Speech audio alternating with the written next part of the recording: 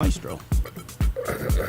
He's one of my guys from the radio. I'm actually running real music today because Shazam couldn't pick it up. I'm like, we'll try it because I'm so tired of that canned stuff we have. We got to get a subscription service. So can everybody see us right now? Because I can see you. Oh yeah, they can.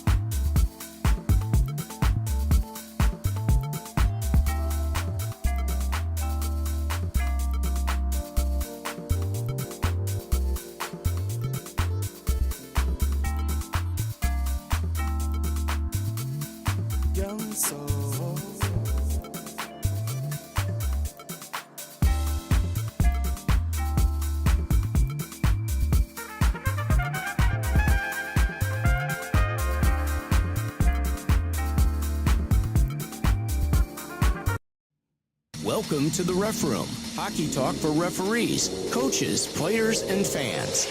Broadcasting live on Facebook, YouTube, and Twitch. With your hosts, Scott Smokin Silz and Brad Baumruck. Live. The Ref Room starts right now.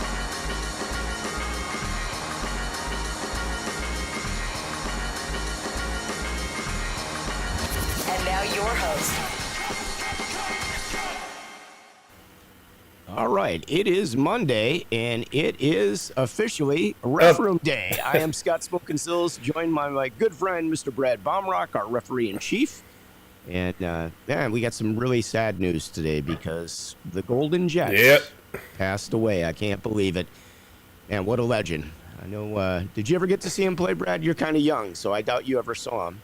Unfortunately, no. He's still playing the WHA when I was very little, but I do not remember it. Look at that. No, unfortunately, no, never saw him. I did see him, though, remember when they used to do the past inductees, all-star games and stuff like that? They still do that, I think. I can't remember when they do that during the all-star game, but I believe he played in that, so I saw that, and stuff like that, but never saw him, not when he was at his best, let's put it that way. That was my dad's thing, so, I'm sure, I haven't talked to him yet today. I'm kind of surprised he hasn't called me about it yet. But, he could also be still laying there going, I'm still not too happy about Bill Wirtz. So, Yeah, it is what it is. that was He's a tough still one. I mean, that was something that people of Chicago will not forget. They really were very upset by the fact that he wouldn't spend the $1 million. He thought that was absurd. Look at it in this day and age, like that's minimum wage now, basically in most sports. So he was really upset about even though they wouldn't show the home games and stuff like that. So they had the Hawk Vision, which for people back in the day. Now I'm dating myself too, Scott. Yeah. You had a cable box, but you'd get a second cable box and it had Hawk Vision on it. Now that's all it did. It was just basically another piece of pile that you had to pay for. But, they got it, and they enjoyed it. In the 90s, the Hawks were really, really good. And, Mike Keenan was in there. And that team probably more than likely should have won the cup. But, they had Scotty Bowman on the other side with Pittsburgh, and they just destroyed everybody. So it was kind of unfair that the Hawks were that good at that time. But, Keenan got outcoached. According to a good friend of mine that was playing for the Blackhawks at the time, he felt that Keenan got really outcoached during that series, that Keenan almost choked it. I know that's hard to believe. I can see that. He's been around, but that was kind of the consensus. All right, we got a very special guest today, so I want to kind of get him on right away because he's the executive director of AHAI, and it is our good friend, Mr. John Dunne, joins us. John, welcome to the Ref Room. Hello. So good to have you here again. John was here last year with us, so he's going to bring us up to speed. I can't believe the season is actually over already. We just felt like we got started, but we're already into playoffs. And I think you're going to bring us up to date with some of the things that are going on for playoffs and how some of the assignments are made and what goes on and all that good stuff. So I'm going to just turn it over to you and let you go. Well, yeah, just like last year. So I think most of us have seen the increase in games over the last 2 weekends, last weekend in particular, because all the leagues are finishing up their league play. So all the high school leagues, Hill and Central States are all slamming all their games in to get their leagues done before playoffs start. You have tier ones, round robins, starting this weekend basically, and that goes through basically the whole month of February until they get to their finals, which is the 23rd or somewhere along there. All the tier 2 brackets are up, and so those are all out there. So you're starting to see some play-in games get scheduled, and then that'll culminate first weekend in March up at Mount Prospect. So that's where both the tier 1s and the tier 2s are up there at Mount Prospect this year. Oh, that's cool. So that championship, so the championship days are up there.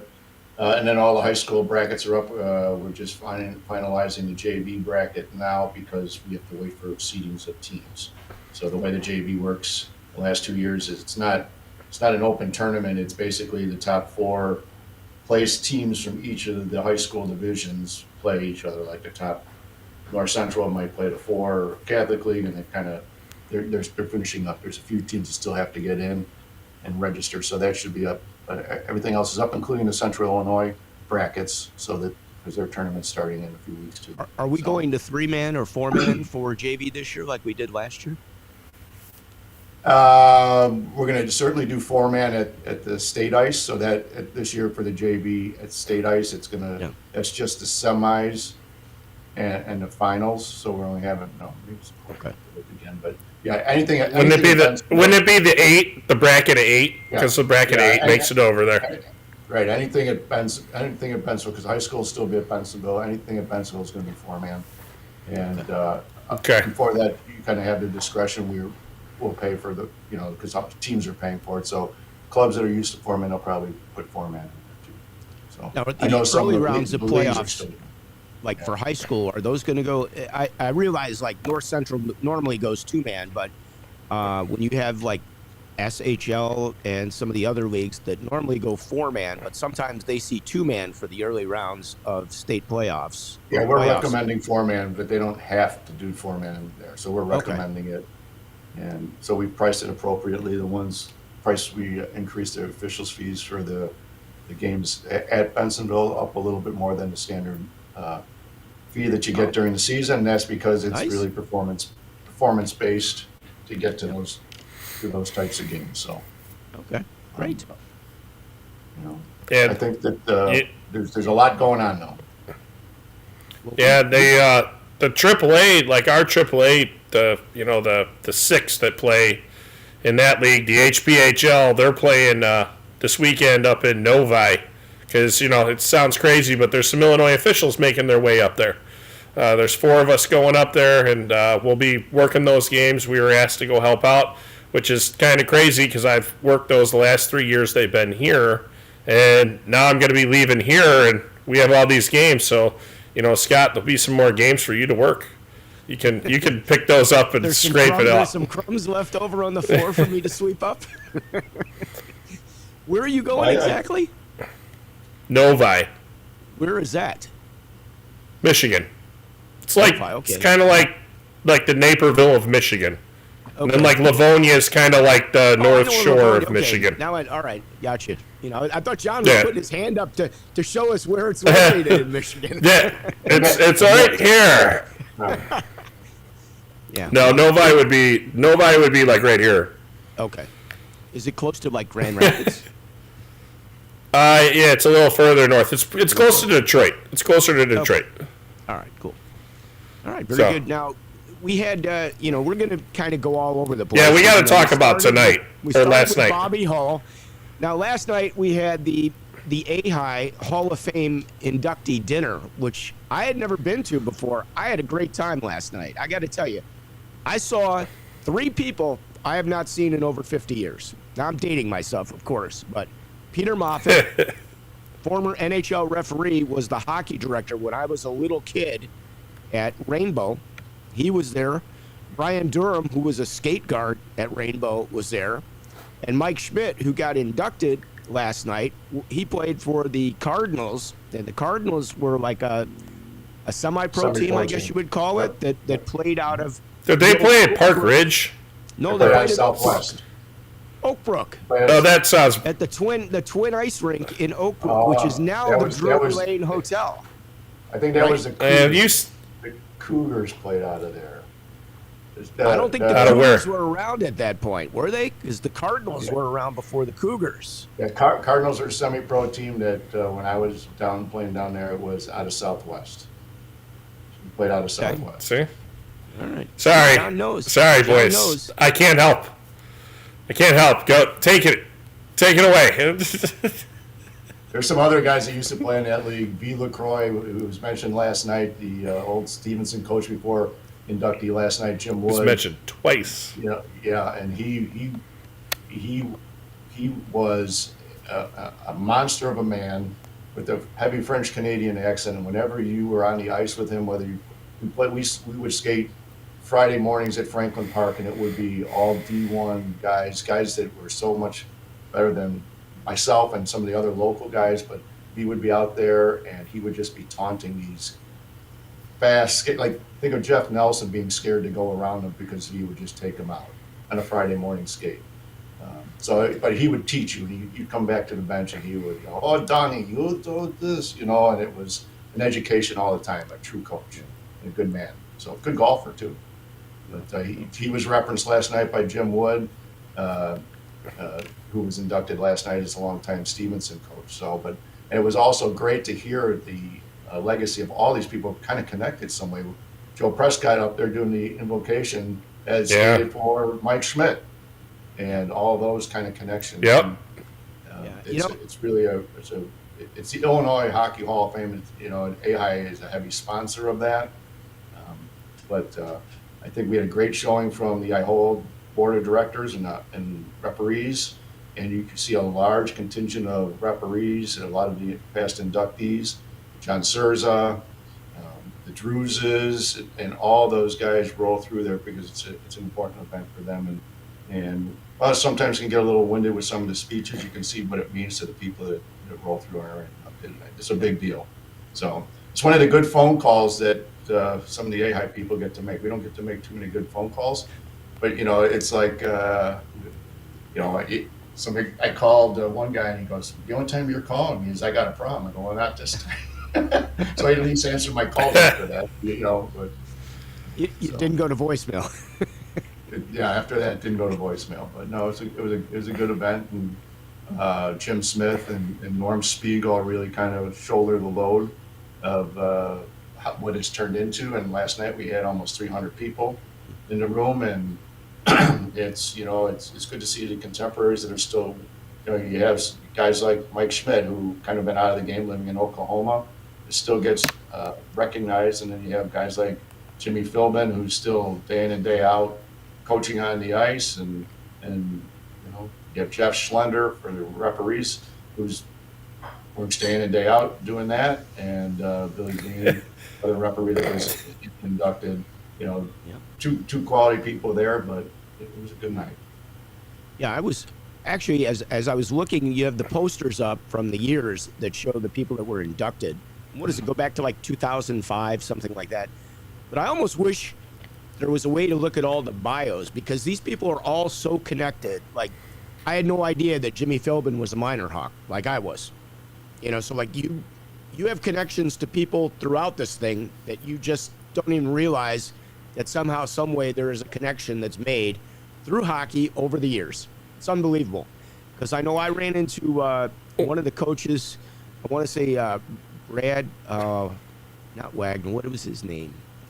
He's a coach at Wilmette. And I played hockey with him. I played with him. I don't know who you ran into. Yeah, it's just, it's bizarre. Like, it's a small world. The community is so small. Everybody knows everybody. There's a connection every which way. Brad McMahon, that's who I was thinking of. Brad McMahon. I can tell you this. The one thing, when I got there, Scott's there, and the referees generally kind of assemble at the watering hole. Let's put it that way. Anytime there's free food or alcohol, the referees are right there. I'll be the first one to admit it. We're the ones there.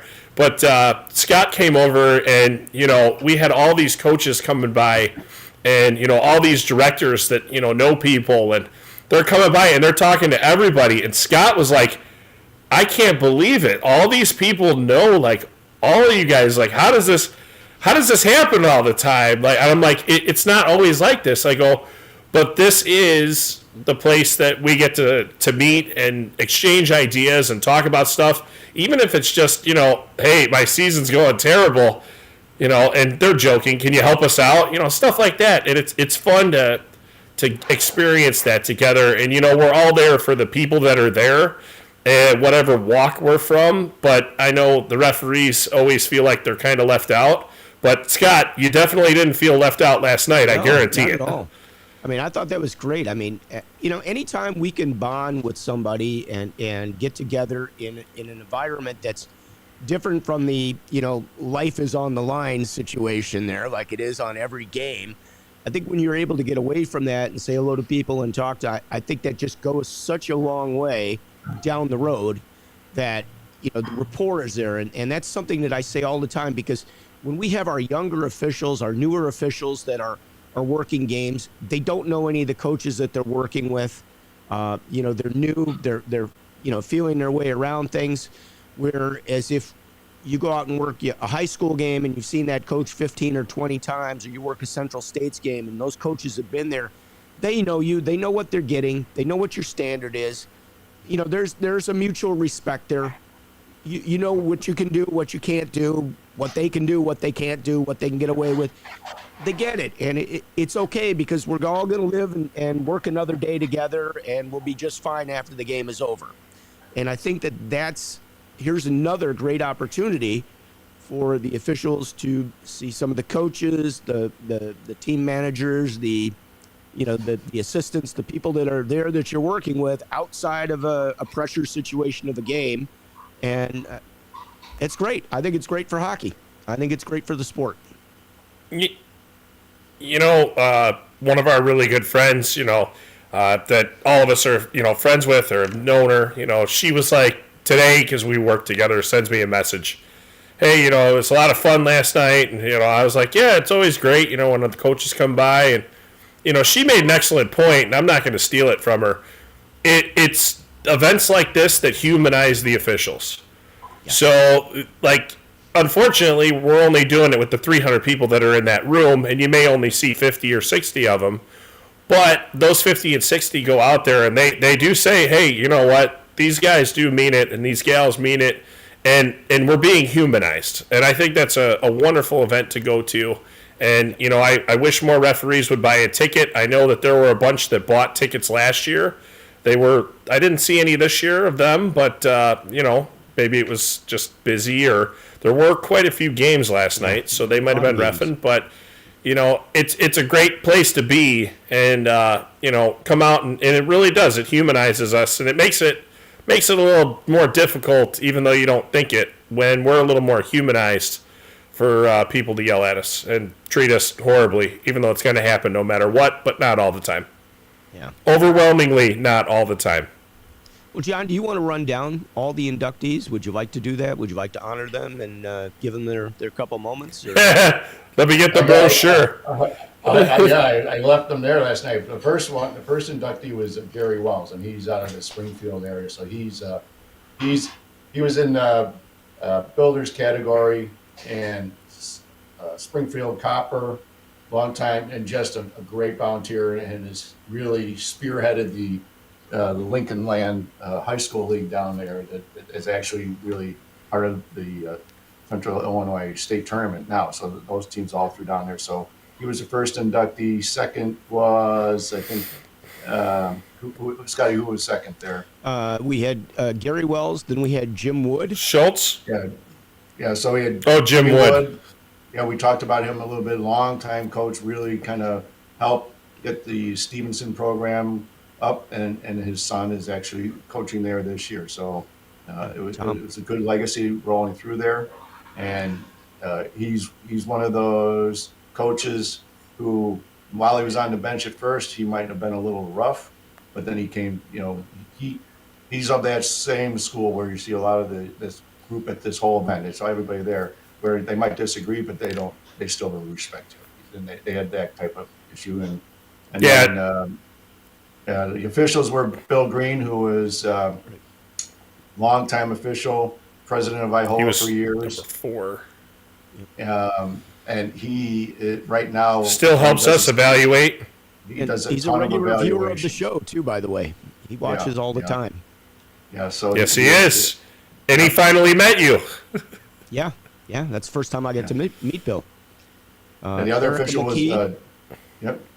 Oh, Derek and Erica McKee, right? So two elite athletes from the disabled. They're both sled players, and they just happened to meet at sled national camps, and they ended up getting married. And the story behind Erica is she's not able to participate in the international event or the World Cup or the Olympics because females Paralympics. Paralympics. So she's kind of a pioneer pushing the way through there, and with the help of actually USA Hockey's been pretty instrumental through JJ O'Connor and Jimmy Smith to kind of get that on the map and get them working in the right direction. Have a female Paralympics teams through there too, but.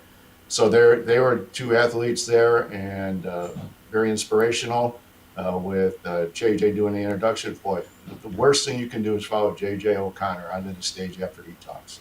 I'll say that. You know? Everybody that follows him, I feel so bad for him because he's always so funny. Always, every time. Yeah, he had a little trouble getting up on the stage because the ramp to get his chair up there was. They making fun of it, that we didn't pay for a ramp. I'm like, isn't this your ramp? It goes, well, yeah, but it's better if I save shares. Just that kind of humor that makes it very difficult to follow. The other builders, you had Mike Schmidt, who's a builder who ran Rainbow area and kind of that south side, and a lot of history through there.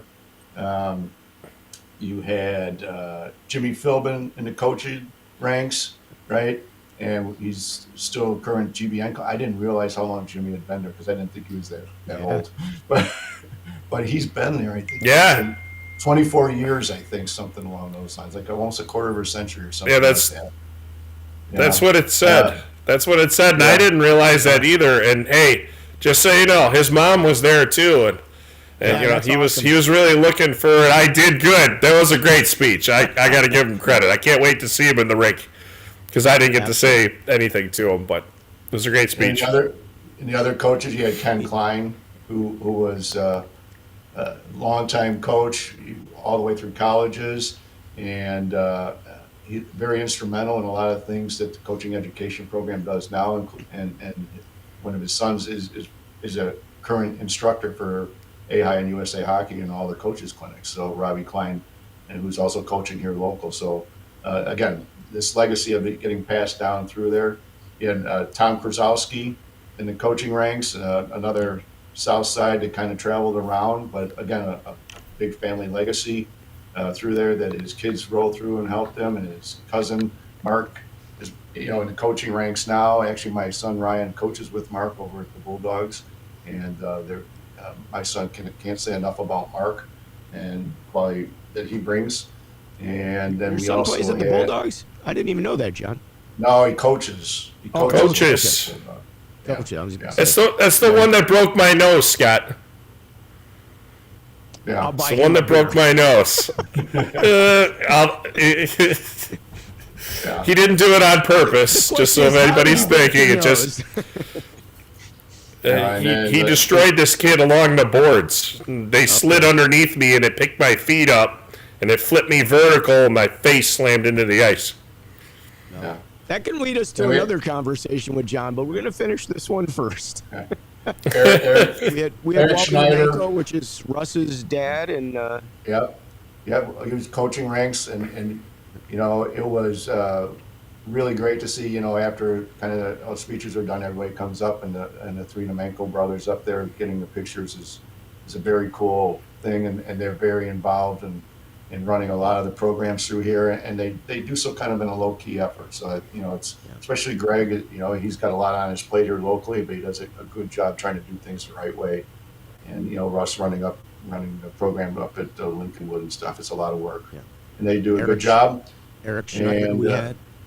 Yeah, Eric Schneider in the builders category, which he could be in the coaching or the builders. Yeah. A lot of these inductees, they can be in a lot of these different categories. And Yeah, I didn't realize. I actually knew Eric. I knew him when he was up at Vernon Hills at Glacier, and I didn't recognize him. Vernon, I'm like, I know this guy, and then it's like, oh my God, he was at Glacier. He was, one of the nice guys up there. He was always pleasant with the officials, always a good personality, and then of course our own legendary Jeff Schlender. So.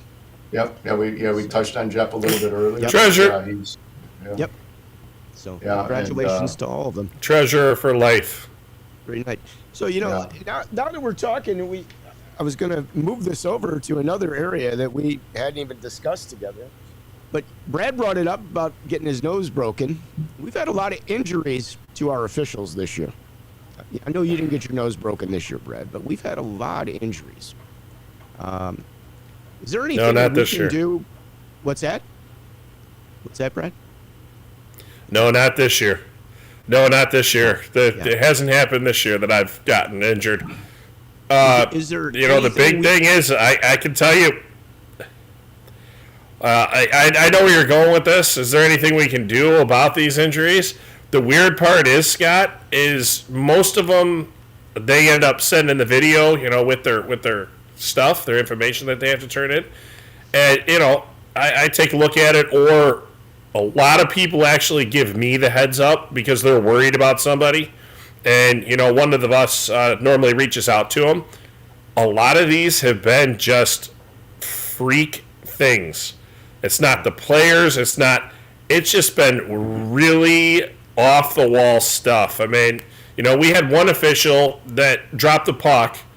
It went behind him, and the kid went to go pass it, right? So behind him, AAA player, midget.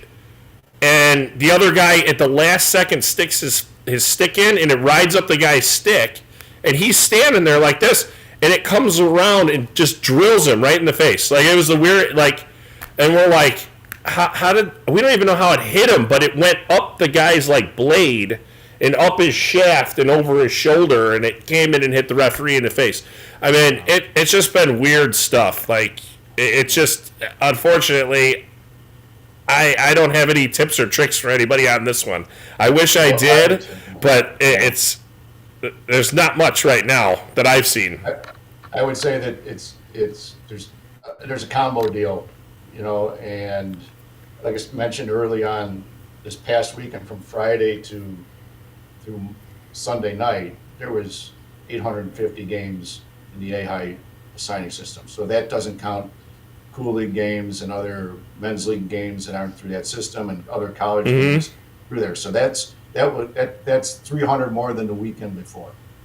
Wow. And so if you think about 850 games, you're looking at almost around 2,000 separate assignments to fill those games between 2-man, 3-man, 4-man, 4 official games. That's a lot of assignments within that. And this past weekend we had a showcase here on Friday that the showcase people forgot to send one of their sheets of ice in. So you had, I mentioned Steve Pops was a hero this weekend, going down the Arctic and covering games. And I worked with him on Saturday. We did Catholic League game format. We did it as 2, and then he had no partner for his baby, so I hung out and did that. Former Blackhawk turned referee. Yeah. See, come join us. Yeah, somebody was texting me. Somebody from in the AHAI world was texting me about. There's only one official. I feel bad for him. I go, well, at least he's an ex-NHLer. Yeah. She goes, oh, that makes sense. He just kicked somebody out. I go, okay. Wait till he clears the stands. Yeah. But no, Steve's not a stands clearing type guy. He's more of a get out of here. But so I think it goes back to for us here locally. The players seem to be bigger. Some of us more experienced officials are slower. And I would notice that even at some of the higher, what we would perceive as higher levels, the kids are just skating hard with their heads down. And even if you're communicating with them, sometimes there's just nowhere to go. I would also say when I'm referencing the game counts, you're looking at officials that are working a lot of games and getting tired. And that puts you in a position where being tired can lead to injury. And then on top of that, I mean, every time we have an official injured, it doesn't, they probably have 3 games the next day. And then it's a ripple spiral, right? And sometimes they're like, yeah, I can go. And then the next day they're like, I can't. And every one of us, I mean, I probably got knocked down or went down more than I've ever gone down this year. Now, granted, I'm probably 4 or 5 steps slower, but still that's I consider myself to be in pretty good position most of the time. And it just happens. Ripped open my thumb, stepping on a neck guard. And went down, Yeah. And it's just one of those freak things. It's just a freak thing like that. And we had Josh take one in the face. But again, it's kind of, I say opportunity for injury has increased because of the amount of games officials are working, the amount of games that are out there, and the pace of the games. Well, they had a pretty interesting article in I don't normally read the USA Hockey magazine that comes out. It's about time you did. As I said, they had some stuff that caught my attention. One was the right call. The new focus looks to keep officials safe from injury on the ice. And they were showing, let's put it up to see if you guys can read, like the percentages of the injuries, where they occur, what type of injury that the officials are ending up with. But I just thought that was kind of an interesting read. It looked like it was nothing big stood out, but there was kind of across the board, kind of all over kind of even across. It was pretty close. The biggest one, and a lot of times that is because the nets are left not put up properly from a game before, or when you're taking the nets down, not taking all the ice down with them, shaving it off because. Oh, you're talking about the actual ice issue. I gotcha. I gotcha. The ice issue because. If you don't put the nets up properly, then, it leaves like a speed bump down there that you don't see. So I'm guessing that could probably be a major issue. And then the next the big one is the head and face. So, dental's only 8%. Head and wrists were 21.7. Head and face is 19.7. So those are the big injuries right there. You know, and the Well, third one is the knee or the leg. Well, hand and wrist, if you think about it too, you're dropping the puck. Yep. So that's one thing that can get injured, and then two, And if you fall, when people fall, yeah, it's better to just fall. Don't put your wrist out there, put your hands out there, and do all that. The second you start going like this on the ice, that's when somebody comes by and steps on it. So just fall down and you get up when it's safe and make a fist. Well, the problem is, the referees expect a adult beverage if you go down.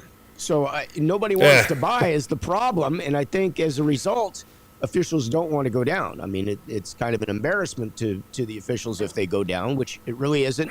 I watch players fall down all day long with nobody around them. Usually it's the blue line or the red line that gets them. But, I see players going down. But, if the,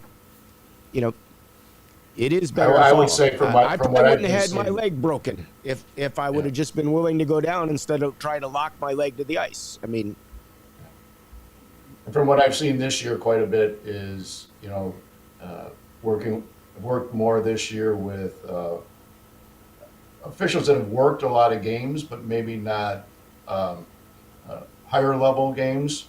And so we're seeing more line, especially in the four-man, a lot of the linesmen haven't worked that many games. And what I'm seeing is that face-offs are a challenge for these less experienced officials, meaning they're putting themselves in harm's way, standing straight up, dropping the puck from over their head, throwing it down, whatever they're doing. So educating them during those games, I think, is the responsibility of all of us more experienced officials, because I don't care if it's an adult that's been doing a ton of men's league, but once you're gonna drop a puck in a midget AA or AAA game, you better be ready. Period.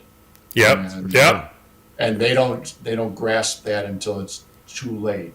And I don't think they always.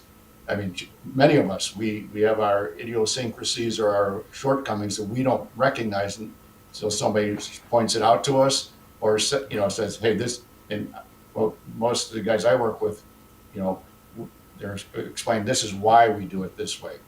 It's right.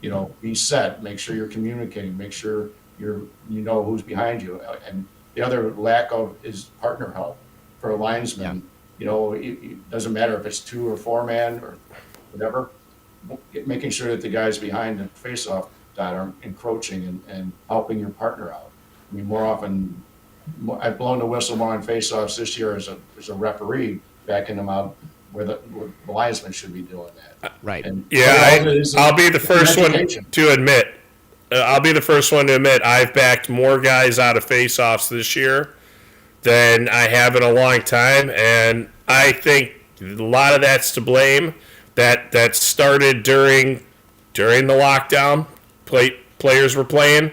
Referees were just out there basically dropping pucks, but it wasn't super serious, so they didn't come flying through that face-off dot like they are now, and it just became a comfort zone for the players. And it's one thing that we all got to work through. But yeah, definitely that upper linesman, the top linesman, as you refer to it, should be protecting their partner to the best of their ability, unless their partner says, "Don't worry about it."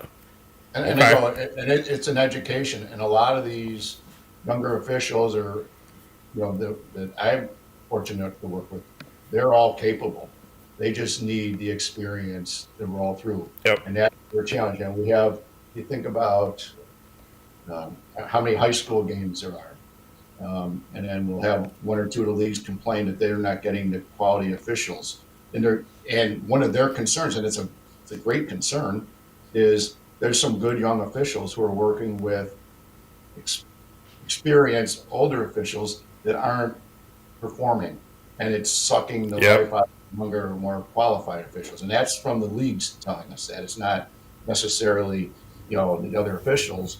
And I think that's a challenge for all of us, at IHOA and AHAI and just any of the experienced officials is continual education from the people we work with. And you know what? Nobody's perfect. None of us do this for a profession or a living. We're out there to help. But, as long as we're helping the officials, I think that's a key. And we've encouraged the assigners to assign that way if possible, where it's, in my mind, if we had the ability, a foreman that has Brad and Brian Fisher on there, and you get two young linesmen, or I don't even care if Brad or Brian were one of the linesmen, because then they work as a team, and you get somebody who get experience as the foreman official with the ref, and that's what it's all about, And all the leagues will say, as long as I have two that I trust, I don't care who else is on that game. You guys take care of that, and you'll take care of that business. Yeah, I think that makes a lot of sense. And, I think the officials are actually, unlike so many other industries, they're more than willing to share their knowledge and their information and their insights and tips with the other younger up and coming officials, which I don't think you see that in every business, but, Scott, the reason is it makes my life ultimately easier. Yeah. The better my partner is, the better the game's going to go, the less problems we're going to have. I would rather teach you everything that I know and get you to the top that you can be. Some people are just going they're going to top out. That just happens. Yeah. But if we can make you the best that you can be, that makes my life even easier, or your life even easier. Or the worst one is two inexperienced referees that haven't done a lot that are forced onto that game. But luckily, hopefully, they've had senior officials instruct them enough that they'll survive and they'll get through it. It won't be a total nightmare, instead of them just trying to figure it out all themselves. And I think those are the bigger ones that pay off. Making my life easier is fine with me, but I think that's the biggest point. And I think a lot of referees too. They like hockey. Majority of them have a different walk in life. It brings us all together, and they're willing to share this because it isn't their primary income. Right. And it's just something they do as a hobby to stay in the game that they love. Throw some beer money away, or I know a bunch of guys that pay for college this way for their kids, stuff like that. And, they're more than willing to teach you because, hey, everybody's on a long enough timeline is told that we can't play anymore. That's just the facts of it. And that's where all of us are going to end up. We can't ignore it. So teach it while we have it. Exactly. I also think we underestimate the value of the locker room, because sometimes you're in a rink where there's multiple crews in the locker room. Some of them are young, whatever, and I think most of the experienced officials will eyeball the game that's going on before theirs or whatever. But taking advantage of that after, because we know a lot of these younger officials, they're in and out of that locker room like that. I don't think in and out, but taking advantage of that, and so that they're not intimidated when they walk in and they see, it's say you're at Geneva and you have, even if they have NCAA game going on one side and a Nihil game on the other, and those guys are sharing the locker rooms. There's value in there, and I think we underestimate that, or younger officials are intimidated by that. But the experience shouldn't be afraid to introduce and say, hey, Washi, you did a good job. Think about this or that. And, it's the little things like that they don't get maybe when you're just telling them that. But when you're working with an official, an inexperienced official, say a linesman, that it just is good. They have quality fundamentals, but they just don't think of the nuances. And it's just an education. For me, I try and take it a period at a time. Right then, work on your neutral zone. You don't want to get caught outside when they're coming in. Make sure you're working on your neutral zone positioning, or just an awareness of, all right, I just called a penalty, and I don't want to line up in front of the team's bench that I called the penalty on. So make sure that if you can take the face off on that side, so the official that called the penalty is away from the bench. Right. Just little things like that where they don't understand it at first, and then they realize what we're saying to them, and it catches on, and then it hopefully transitions to their game, because it doesn't matter if it's a two-man or, you don't want to put somebody in harm's way if you don't have. Yep. Yeah. Sounds busy over at your place there, Brad. Everybody just got home. You can thank Rachel. You met her last night. Yeah, they just got home. They're bringing in groceries. They're running through live in person. And then Brad didn't even sit with her. It was that, huh? That she was escorting somebody else's space that night, so she was over there, and I was with the referees. But I did go sit with her for like 20 minutes, so don't give me that I didn't try. I know you did. I did. I'm just giving you a little, because I can. That's my thing. I got to give it to you when I can, Brad. Because I barely get to see you. That's okay. Honestly, we never get to see each other because we're in two opposite parts of the Chicagoland area. Geography. And, very rarely see a game together. Yeah, Route 64 separates us. I'm telling you, Route 64 and referees, guys up north don't come south. Guys down south don't come north. That's it's pretty just accurate. it's just one of the things. Maybe a little bit past 64, but that's North Avenue, and that is kind of the divider. John, do you get up north very often? Because you pretty much only work south, right, or central? Yeah, I mean, back in the day, I'd travel wherever. Now, and then we had such quality officials up in the north area that it wasn't necessary to do that. Now, I do try and travel, especially for there's some outlier games, in some of the leagues that are very difficult to cover, or just certain games that the league might request certain officials that I try and travel for that. But again, when you talk about proximity, and it's hard to get the leagues to understand this at times, is people work games in their area. I mean, some of the officials, God bless them, travel all over. Some of those they'll go wherever they're needed, and they'll change they do the assigners huge favors by switching rinks at the last minute, going wherever. That's unfortunately not my MO, but it's also, the guys that are working the West Division high school live down there for the most part. The guys that are going to work a West Division game at Park Ridge are going to live in that Park Ridge area. It's not going to be the guys coming from Romeoville working that, because they can work same level games close to home because there's that quantity and number. And then when the closest, we talk about the North Central Division, they have some very high quality teams that roll through there, and in fact, they're going to go to a 4-man in their top division for their playoffs this year, all their games, and then they'll probably do that in their top division next year too, because those teams are on par with any other teams we have. Are they going to stay 2-man for North Central for varsity next year, or is there talk? Well, I think they'll stay. It's not totally determined, but I'm almost 100% sure that they'll go 4-man in their top, and then they'll go 2-man on their other. It sounds like. Yeah, it sounds they're pretty set in the 4, and they had discussed it before the season, and they had decided to wait another year to help out. Yep, to help out us, and not only to help out their clubs to plan for it. Yep. No, but for the most part, it sounds like that's going to be a go. And there's some outlier games which are difficult, and the assigners in those areas do a good job covering them if they can. So, it's surprising where we have difficulty. If you have a one-off game at Morgan Park on a Saturday night, a Catholic game, JV game at 8:30, it's going to be a tough fill. Well, I had an Afton team over the weekend, and he was, I think, an assistant coach, but he's the one that pays the bills there, and he pays for all the referees.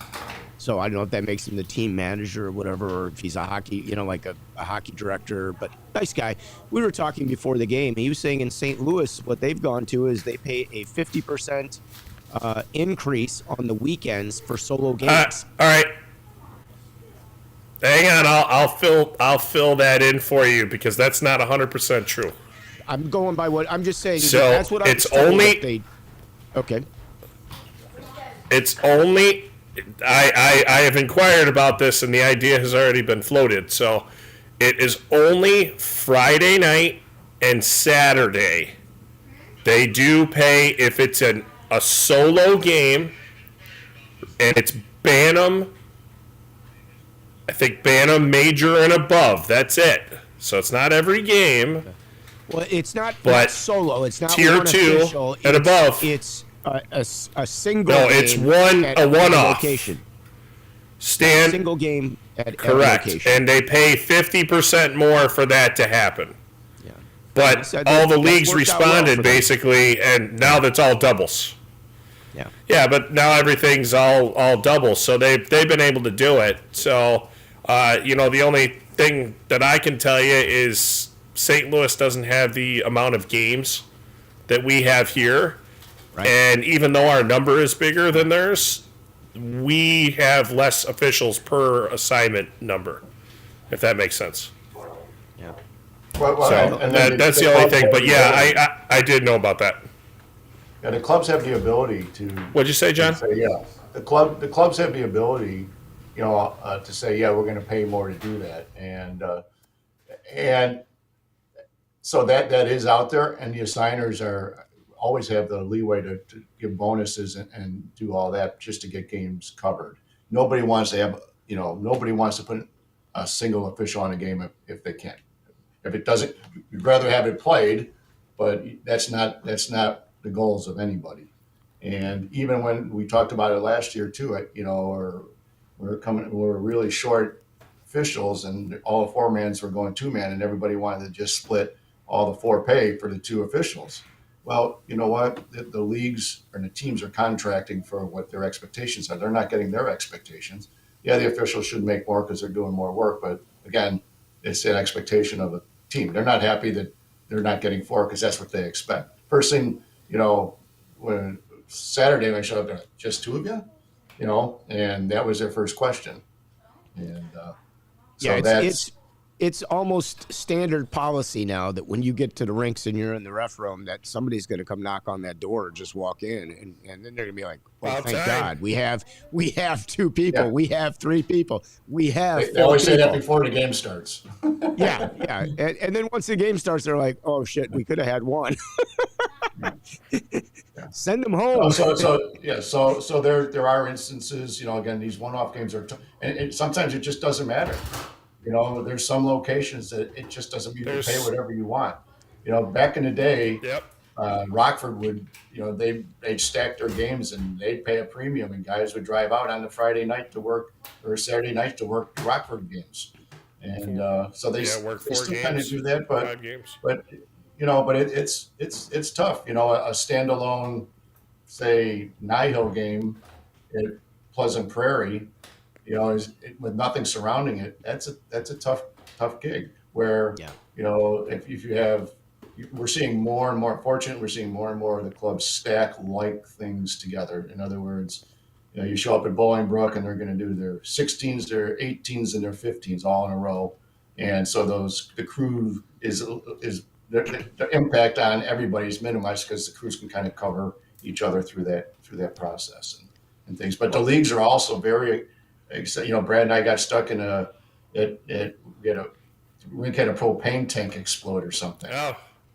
And so teams are coming off, teams are ready to go on, and we spent an hour and a half outside waiting for the rink to clear, and it worked out that day, but we made a phone call to pay the officials a little bit more, and I talked to the league official, and they're like, "Oh, the league will pay for that, absolutely." Fortunately, the guy that helps manage the league was one of the teams there, so that helped. But the leagues are they're willing to do it if they can. They want the games played. They don't want to cancel games, and most of the games. I do have a question, and this is like somewhat of a financial question, and that would be girls hockey. Is it Title IX? Everything is equal. They're playing equal time. Why don't the girls hockey? Why doesn't that pay the same as the boys hockey for the same amount of time that's played at the same age level? I'm not sure I think they're fairly similar at the AAA level because a lot of it's based on time. I know at the high school level it seems to be less because the game times are less, and that's my take on it. Again, the leagues are the ones that set their fees. The league set it. The league set it. So, there's certainly recommendations. Whoever the assigners say, yeah, this is what we suggest, that doesn't mean they have to do that. So they're the ones that. I was just curious because there's been so much with equality that should come back the other way. That's all. Just saying. All right. Anything else you want to cover with regard to playoffs, John? No. Just again, it's a very stressful time for everybody. And have patience. Remember, from the official's point of view, we're just part of the game. We don't need to be the game. I think that's a big part of what we do. But also, make sure you do your reports quickly because games can turn around. If you have an issue, pick up the phone, call Brad, call anybody you know. They'll get you to the right spot. Take care of that right away because that team might be turning around and playing again tomorrow. And oftentimes, they might be playing a league game one night. The next morning, they're playing a state game, so it can turn around pretty quick. So do the work. Also don't be remember, bashful. Yeah, one of the things that I've seen even recently, and I think. Oh, go ahead, Brad. Well, the big thing was going to be if you do happen to be at a rink and a player gets thrown out, and you have him the next day, if they say he can play or she can play, you need to let them play. You cannot keep them off the ice because I guarantee you if something happens in this state on a Friday, if they're playing at 8 a.m. Saturday morning and it finished at 10:30 at night, it will be possibly more than likely figured out by that 8 a.m. game Saturday morning to get the players back out on the ice. Yeah, so the point, it's not our thing.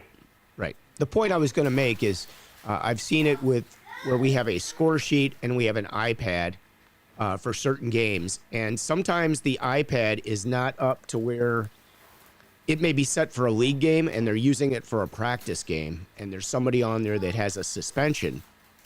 And they're like, no, it's going to be for a league game. Even though it shows he's suspended for this game, he has to sit the league game, not this game because it's a practice game. And, I just put a note in there. I will put a note, add a note into the iPad or whatever that the player is playing, even though it says he's suspended because coach says it will be a league game, which is actually going to be tomorrow's game that he won't be able to play. I don't argue that. I just make a note, put it in there, let you guys figure it out from there. So I think that's just some advice I'm passing on to everybody else. If you see that, where we have something that doesn't align with what the iPad says, because for some reason, they aren't always updated. I don't know, how or why, but I've seen it before. And it's how they're set up. Yeah, if you come across that, just be aware, everybody. Make a note, game sheet.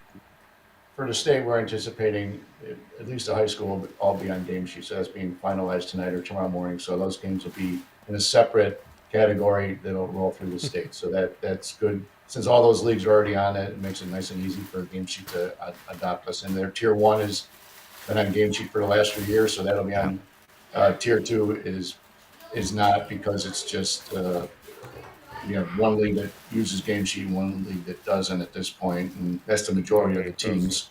So it would be. We don't want to put any imposition on the teams to have to put all this stuff in until. So this year won't be a tier 2, but tier 1, high school will have a game sheet. Okay. All right. Anything with regard to assignments you want to share with people for the playoff season? Do you want to explain any of how that works out, how you guys do it, or nope? Brad shaking his head. Nope. Okay. All right. I got nothing else, nope. John. I appreciate your joining us today. You had a busy night last night for a very successful event. So thank you for taking time out of your day to join us. John is the AHAI Executive Director. He's running stuff. So, here's your chance if you had questions to put them in. And, of course, Brad is our referee in chief. So he was the MC last night. I'm surprised he can talk today. Well, he's got a lot of experience with this sort of thing. He was in show business for a long time, so John knows what to do. He can get through these things. It's definitely a face for radio. I'm expecting the big screens next year, John. We get to see the video screens up there. So as big as that event is, we don't have the budget for that. Hey, it's a Sunday night in January. We can get you taken care of from somebody, I'm sure. All right. With that being said, again, thank you for joining us, Brad. Always a pleasure. Playoffs start this week, guys. Get ready. Buckle up your seatbelts. It's going to be a good ride. Have fun out there. Be safe. Anything you guys want to add before we go? Thank you, everyone. Be safe. And and pick up the phone when needed. Yeah, there you go. Anytime. Anytime. 12 o'clock at night on a Friday is not too late if you need something. Yeah. People send me that all the time. I know it's really late. It's Friday. It's 12 o'clock. You're fine. What do you need? And so I am going to leave you guys once again, thinking about our good friend and Mr. Bobby Hull, who was one of the greats of all time, who left us today. And this is the Ref Room. We'll see you next Monday right here, starting at 5:30 p.m. Once again, on behalf of John Dunne from AHAI and Brad Baumruck, I'm Scott Smokin' Silz. Have a good weekend, everybody. Peace out.